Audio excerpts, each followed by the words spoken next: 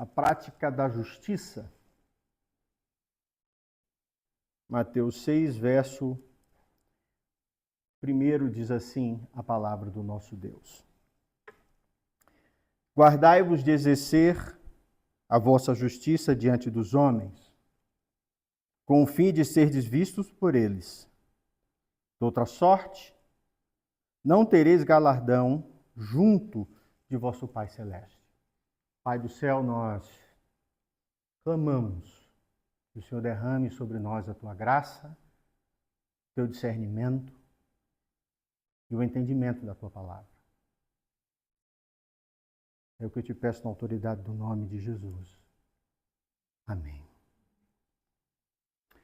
Irmãos, qual a motivação do coração na vida cristã? Qual deve ser a motivação do coração?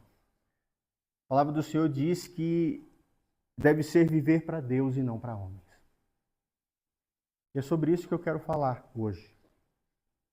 Olhando para esse ensinamento de Jesus, perceber que a partir desse momento ele vai falar de uma vida prática.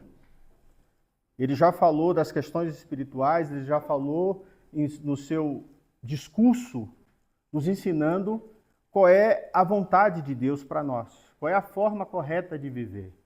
Agora ele vai partir para a parte prática. Ele vai começar um bloco temático que inclui dar esmolas, oração e jejum. A vida religiosa em si. O ato de adorar a Deus. E ele destaca o foco que é guardar de praticar as nossas obras de justiça diante dos homens. Ele está dizendo assim, olha, Deus tem que ser o centro de tudo aquilo que você faz, da forma que você age. Se no Sermão do Monte ele tinha confrontado falsos padrões de justiça dos fariseus, agora ele vai voltar-se para o perigo da motivação errada. Ele vai olhar para o interior do homem, especialmente a prática da piedade. É você cuidar do outro para que os outros vejam, não Deus. É você querer receber aplausos por ser aquele que cuida, que dá, que faz, e não perceber que Deus que tem que ser glorificado e não nós mesmos. Então, a motivação na vida humana é algo extremamente importante. É o que nos move. É o que move as nossas ações. No entanto, Jesus está dizendo assim, o que deve mover o seu coração deve ser o amor a Deus. Não o olhar do outro.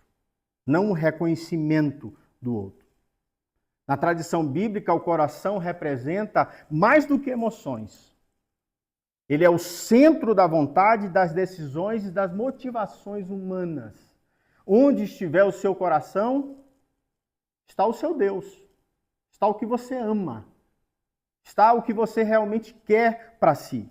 Provérbios 4, 23 afirma, sobre tudo o que deve se guardar, guarda o teu coração, porque dele procedem as fontes da vida. É do coração que se inclina para Deus ou para a queda. É do coração que parte todos os nossos desejos. O que está no nosso coração dirige o nosso comportamento exterior. É isso que o provérbio está dizendo.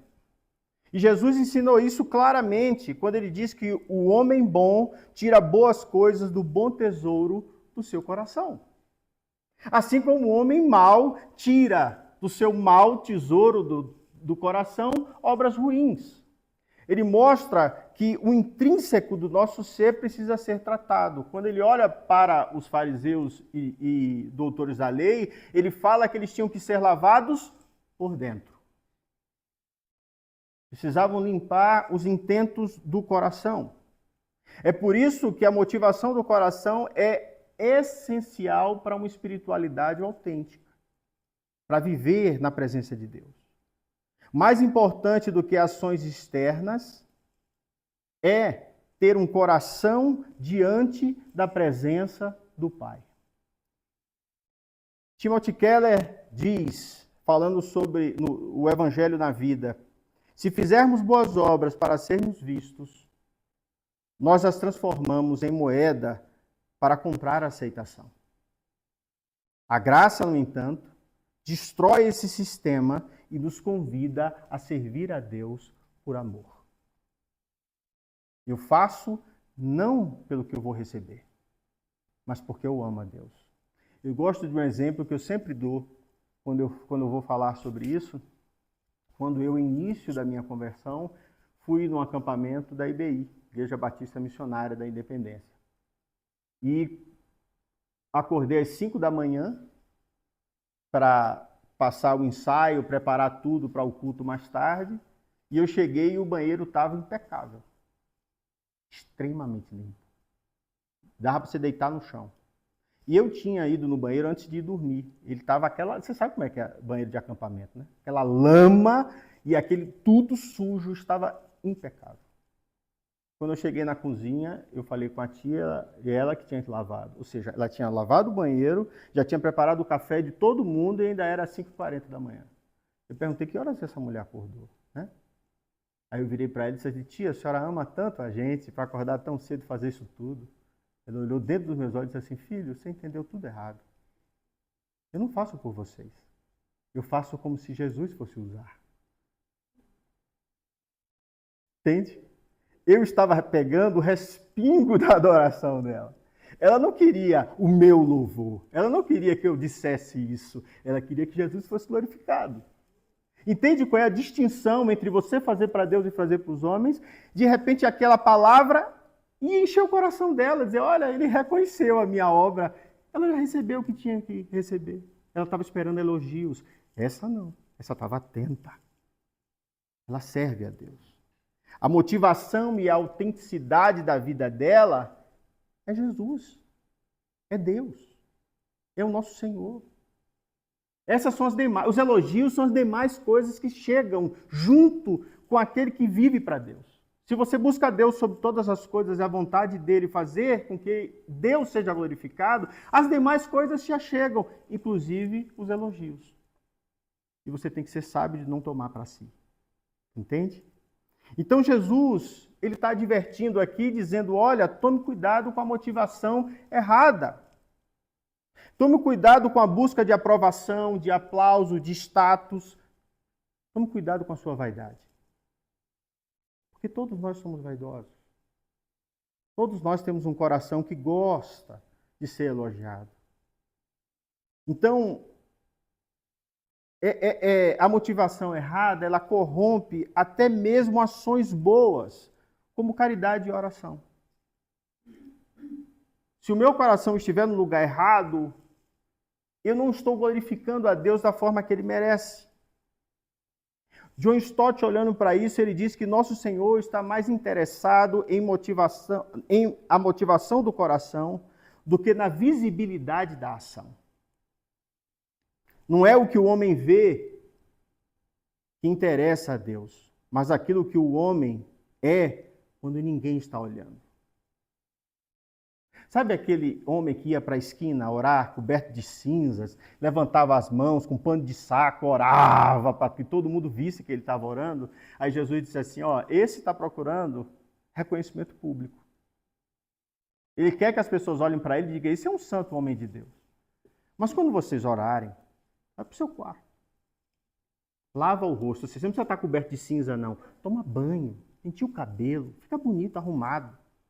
Fecha a porta, ajoelha em secreto, e Deus, que vê em secreto, vai te abençoar. Não busque a glória humana, não busque mostrar para todo mundo que você é santo. Seja santo diante de Deus. Esqueça esse reconhecimento externo. Tenha uma motivação verdadeira. Qual é a motivação verdadeira? Qual é a motivação pura, segundo a Escritura? Mateus 5,16 diz que é glorificar a Deus. Diz que Deus que tem que ser glorificado nas nossas ações, nos nossos atos, em tudo aquilo que fazemos. A palavra de Deus que diz que é servir ao próximo, é cuidar do outro, é dar ao outro o que ele necessita, é ser pelo outro toda vez que ele precisar de mim, ainda que seja meu inimigo. É obedecer por gratidão e temor reverente a Deus. Não para receber nada em troca. Portanto, a motivação errada é vanglória. é ter a aparência de religioso, de santo, e não ser. São interesses pessoais e manipulação. A igreja está cheia disso. A gente sabe, a gente já viveu muito tempo na igreja. Então Jesus olha para os seus discípulos e fala: tomem cuidado, porque a motivação de vocês vai moldar o caráter de vocês. Jesus não fez nada por causa da glória. Ele já tinha glória. Ele estava na glória, ele é o Deus da glória. Tudo é dele, por ele tudo se fez. Ele deixou a glória e se humilhou para viver vida humana. É o inverso de tudo que a gente entende nesse mundo. É por isso que quando a gente vê um grande empresário bem-sucedido estourando na vida, quando ainda jovem abandona tudo para cuidar de alguém lá na África, a gente acha um absurdo. E acha mesmo. Porque tem a vida toda pela frente, está estourado, é um cara que vai, sabe? E abandonou tudo. Porque a gente ainda tem essa ideia de glória humana em nós. A palavra do Senhor diz que eu preciso buscar sempre a vontade de Deus. E a minha intenção tem que ser sempre essa. Tomás de Aquino diz que a intenção é aquilo que dá forma moral à ação. Ou seja, se a minha intenção é aparecer, ela é imoral. Ela só serve para mim. Se eu quero os aplausos, ser reconhecido, eu já recebi o que tinha que receber. E a grande beleza é que Deus não vê como o homem vê. Ele sonda o coração. Ele diz isso ao profeta Samuel quando ele vai na casa de Davi. E olha os filhos de Jessé. E ele vai vendo um a um pela ótica humana. Até que chega um que é grande, forte, bonito. E ele diz, certamente que é esse o Filho de Deus, o ungido do Senhor. E Deus diz assim, não é esse. Não é nenhum desses. Eu disse, como não, Senhor? Esses homens são lindos, maravilhosos, fortes, tem tudo o que precisa. Eu falei, não, mas não é esse, eu vejo um coração. Você tem mais algum filho, Jessé? Tem um, está lá embaixo, pequeno, fraco, menor de todos. O último, o caçula, está cuidando lá das ovelhas. Você traz ele? E no momento que ele olha para o menino, ele diz assim, é esse. Aquele que humanamente nada representa, tem um coração diante de Deus. O coração de Davi louvava a Deus, o coração de Davi fazia cânticos para Deus, o coração de Davi tomava conta das ovelhas para Deus. O coração de Davi se ofende quando o gigante Golias fala contra Israel. E ele diz assim, olha, eu vou contra ti em nome do Senhor, porque você está ferindo o meu Deus. A intenção do coração de Davi era verdadeira. E você vê o que é, como somos humanos, né? Davi depois perde um pouco o caminho. Mas a verdade de Deus sempre esteve lá. Tanto é que ele sempre se arrepende, né? Ser um homem segundo o coração de Deus é se arrepender dos seus erros. Davi sempre se arrepende dos seus erros. O maior inimigo da vida cristã, diz Lloyd Jones, é o desejo de agradar aos homens. Não há nada mais sutil quanto a tentação de fazer o bem por motivos errados. Nosso coração ama isso. E é por isso que eu preciso purificar o meu coração diante de Deus. É por isso que eu preciso entender que a verdadeira mudança cristã começa de dentro para fora. Começa num coração transformado, não na ação, mas no coração transformado. Quando eu começo a compreender quem é Deus, quando eu começo a compreender quem é Cristo, quando eu começo a compreender quem é o meu próximo e qual é o meu papel diante do mundo. Perceba que Davi ora no Salmo 51, após confessar a sua queda, ele diz, cria em mim, ó Deus, um coração puro. Porque o meu coração não é puro, ele percebe na sua queda. Ele entende a sua fraqueza. A palavra de Deus em Mateus, Jesus fala, bem-aventurados os limpos de coração. O que tem um coração transformado, que tem a pureza da criança, que tem, sabe, aquela criança que qualquer pessoa pode elogiar ela, que ela não está nem aí, mas o pai, ela quer o elogio do pai e da mãe. Porque ela sente a necessidade do elogio do pai e da mãe. A pureza do coração dela é um amor tão puro. É por isso que fere tanto quando um pai ou uma mãe dá uma palavra dura contra a criança. Porque qualquer outra pessoa pode falar, ela não se importa. Quando a gente se torna adulto, todo mundo nos fere.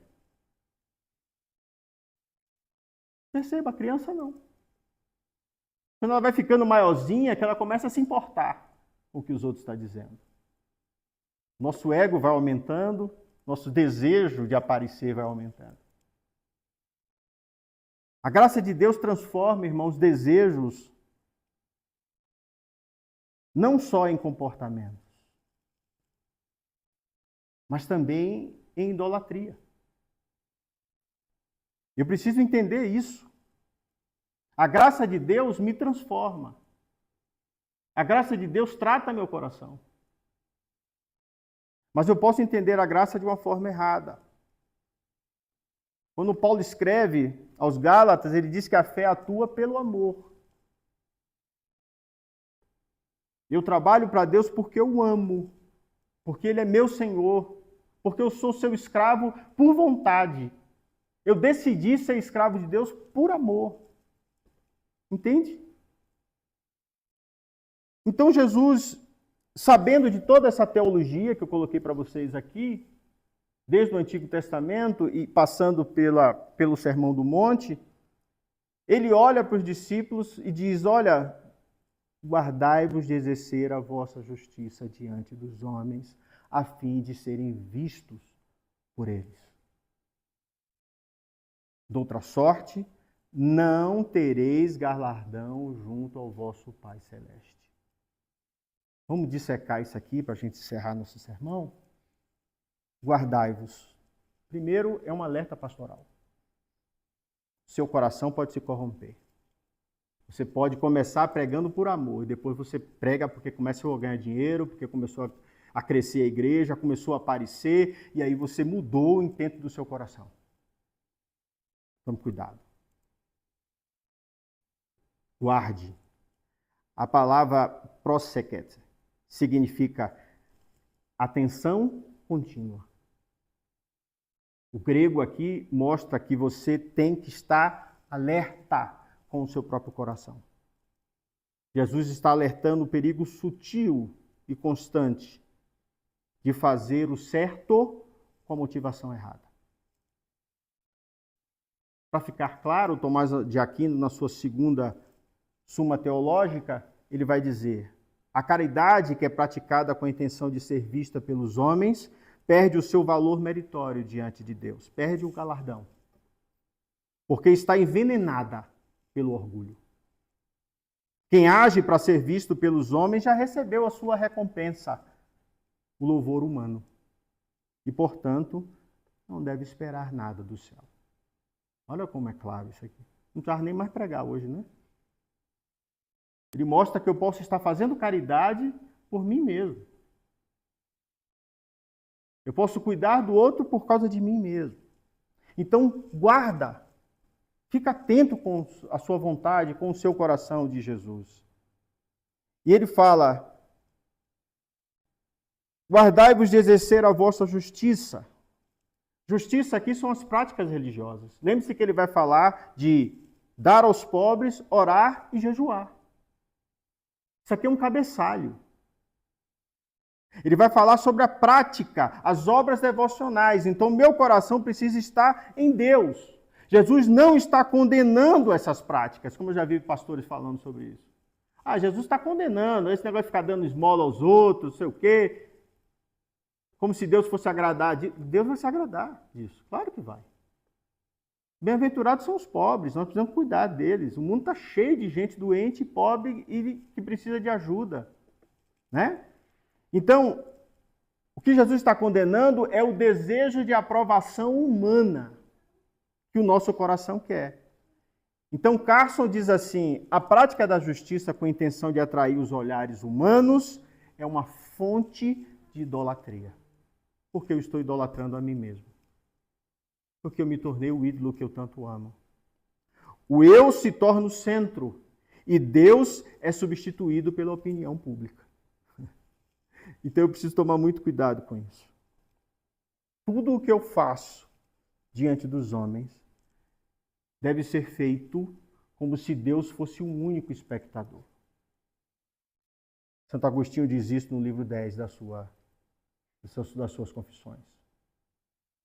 Eu tenho que agir como se eu estivesse naquele quarto orando.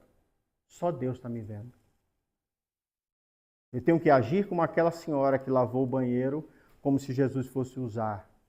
Eu tenho que agir sempre olhando para a Trindade e esquecendo de mim. Jesus diz com o fim de ser visto por eles, ou seja, a vaidade exterior. Nosso coração que busca aplausos e não a comunhão com Deus. Ser vistos aqui é interessante a palavra grega, tetenai, de onde vem theater, teatro, em inglês.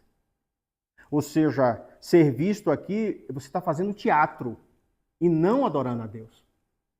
Você está fazendo algo para que os homens vejam e não Deus. Percebe a importância da palavra original? Pare de fazer teatro. Hipocrisia é exatamente isso, vem do teatro, né? É mascarar-se, é colocar uma máscara, é ser o que não é. É exatamente tudo que Deus abomina.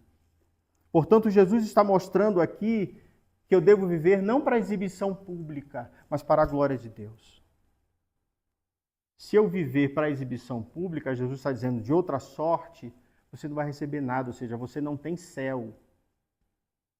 Porque você está vivendo para si mesmo. Você vive só para si. Tem uma frase de ídolos do coração, né? De Timothy Keller. Ele fala assim, se Deus responde sim para todas as suas orações, não é a Deus que você está servindo. É a si mesmo.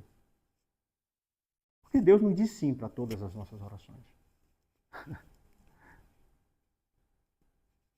Aliás, Deus diz mais não do que sim. Para forjar o nosso caráter. Nós somos pais, sabemos. Se você diz sim para tudo, você está criando um pequeno carrasco. Um pequeno reizinho, né? Então, essa idolatria começa quando nós nos amamos demais. Para dizer não a nós mesmos. De baixar a cabeça e dizer, eu não mereço nada, Deus receba toda a tua glória. Porque o próprio Cristo, como Deus da glória, ele abre mão da sua glória, ou seja, ele glorifica a Deus. Pai, glorifica a ti mesmo. Ele entrega toda a sua vida na mão de Deus. Portanto, a verdadeira recompensa, irmãos, é a aprovação do Pai. É Deus aprovar. É por isso que é tão importante para uma criança, quando ela está no teatro, na escola, esse final de semana, Sara apresentou uma peça que ela mesma escreveu. E o professor de artes deu ponto extra, porque ficou impressionado, fez assim, olha, primeiro o contexto e segundo que você fez de uma forma magistral. E quando eu fui buscar ela, ela estava sentada desolada. Quando ela entrou no carro, ela fez, poxa, papai, você não veio. Ou seja, todo mundo viu, todo mundo adorou.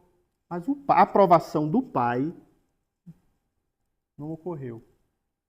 É assim que nós somos. Só que nós perdemos esse elo de agradar a Deus. Porque caímos. Restaurar esse elo é exatamente isso que aconteceu no coraçãozinho dela. Ela não queria que ninguém se elogiasse, ela queria que o pai dela visse e a elogiasse. Jesus tinha essa característica, ele fala sempre em nome do Pai, ele tira de sobre si a glória e diz assim: ao Pai a glória, ao Pai a honra, ao Pai, né?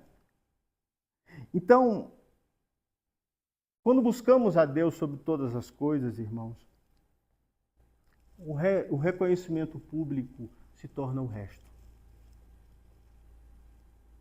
Entende? Quando amamos muito nosso Pai, todos os elogios são resto. Entende? É exatamente assim que Jesus está nos ensinando. E o nosso coração tem que estar voltado absolutamente para o nosso Pai. Eu tenho que viver e praticar as minhas obras, como diz Dietrich Bonhoeffer no seu livro Discipulado. O discípulo é chamado ao esconderijo, onde apenas Deus vê. Lá, no anonimato da devoção, o reino de Deus avança. Toda vez que o meu coração está voltado para agradar o meu Senhor, o reino de Deus está avançando. E toda idolatria está morrendo, inclusive em nós mesmos. Vamos praticar? Vamos para algumas aplicações práticas para a gente encerrar? Pastor, como é que eu vejo que eu estou em pecado? Que as minhas motivações estão erradas? Primeiro, eu preciso entender as minhas motivações espirituais. Estou buscando a glória de Deus ou a minha própria? Essa é a pergunta basilar. As minhas ações, ainda que corretas, elas vão se tornar vazias se o meu coração estiver motivado por vaidade. Segunda coisa, rejeite o desejo de aplauso humano. Dificílimo, né? Porque a gente ama isso. Ama isso. Gostamos de ser elogiados. As redes sociais incentivam o culto à imagem. Vivemos num tempo de culto à imagem. E essa ideia, né, de cuidado, de performance, tudo isso está intimamente ligado ao nosso coração, a queda. A nossa queda. Espiritualidade verdadeira tem a ver com secreto e tem a ver com silêncio, tem a ver com não mostrar.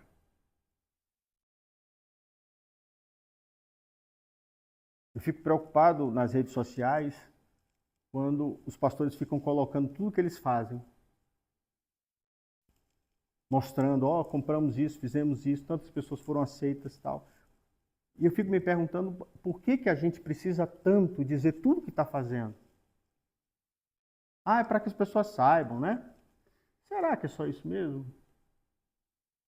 Porque Jesus, quando fazia, dizia, não conta a ninguém. Não fala com ninguém. Eu estou te curando, mas não fala. Não abre isso. Era sempre no silêncio. Era sempre se escondendo. Né? Cultive o temor a Deus e não o temor aos homens. O que é que pode fazer o homem? Diz a palavra. Ainda que mate o corpo físico, disse Jesus, não pode te condenar ao inferno. O homem não pode nada diante de Deus. A recompensa de Deus vale mais do que a aprovação do mundo. Eu tenho que lembrar sempre que Deus vê em secreto. A palavra do Senhor diz que o Senhor e o Espírito Santo colhe as lágrimas num cálice. Está lá em Apocalipse. Aquelas lágrimas que você chora sozinho, que ninguém está vendo, Deus colhe. E conhece a nossa vida, o nosso ser. Então eu preciso me voltar completamente para Deus. E por fim,